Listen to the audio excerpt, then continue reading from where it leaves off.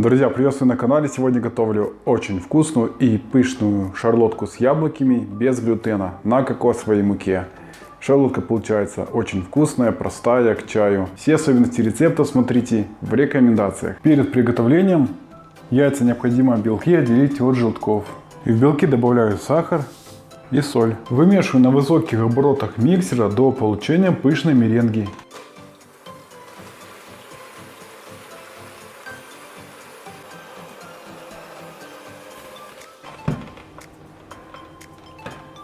Вот такая пышная меренга должна получиться. Она устойчиво держится на лопастях миксера. Желтки также вымешиваю, чтобы они посветлели и стали пышные.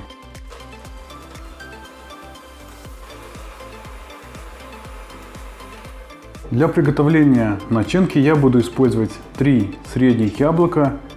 Это примерно весом 400 грамм. Яблоки необходимо почистить.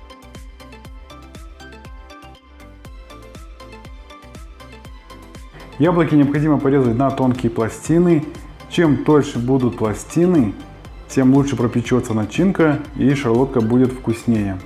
Поэтому по возможности старайтесь резать тоньше.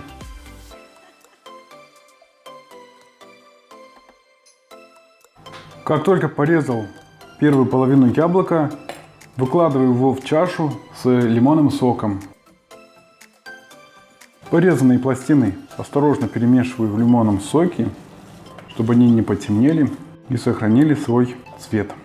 Накрываю от контакта с кислородом и оставляю на столе. В белок вливаю желток, добавляю сметану, перемешиваю на низких оборотах миксера под углом 45 градусов.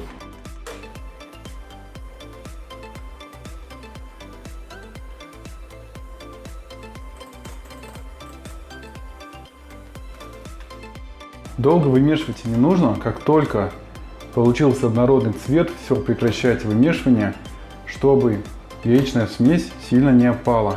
Добавляю кокосовую муку,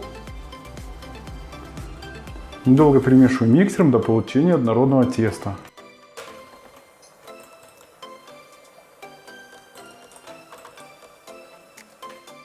Вымешивал под углом 45 градусов, чтобы насыщать тесто кислородом. Долго вымешивать не нужно.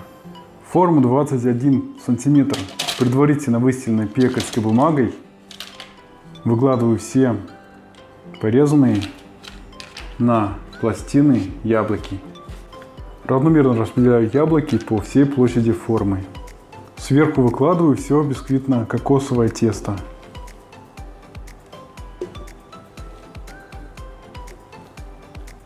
Осторожно распределяю тесто по всей площади, чтобы тесто полностью закрыло собой порезанные яблоки. Форму с тестом убираю в заранее разогретую до 170 градусов духовку на 40 минут. Готовность выпечки проверяйте деревянной шпажкой.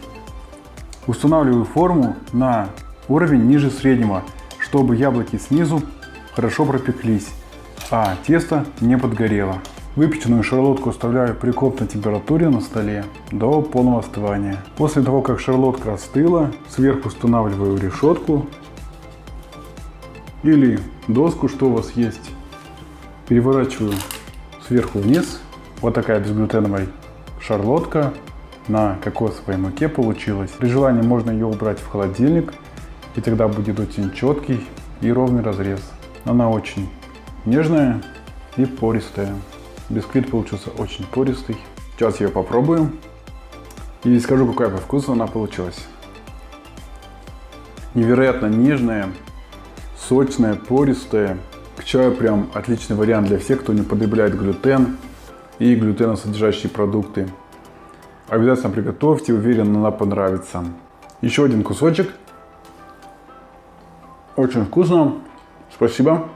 Друзья, спасибо, что смотрите мои рецепты, ставите лайки, пишите комментарии и увидимся в следующем видео.